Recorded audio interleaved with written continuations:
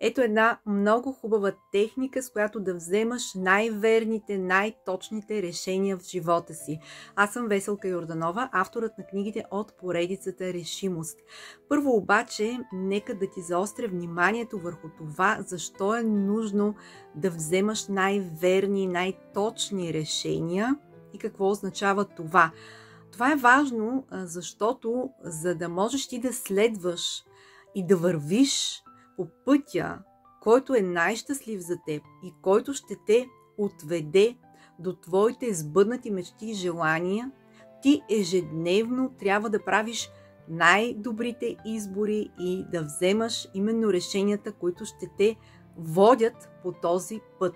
Ето е и техниката, с която да го правиш. Всяка вечер, преди да заспиш, формулираш, задаваш задача на твоето подсъзнание. Буквално се обръщаш към него и му казваш какво решение или какъв избор искаш да направи то за теб. Даваш му ясни инструкции и заспиваш.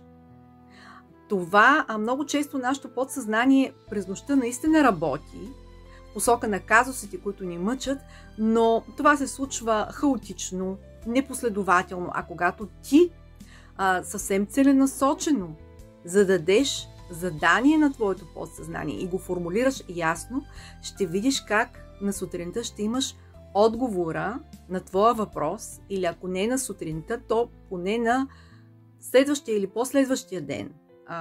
Ще имаш този брилянтен отговор, който именно ще те води по пътя към твоята най-щастлива реалност, към твоите сбъднати мечти и желания.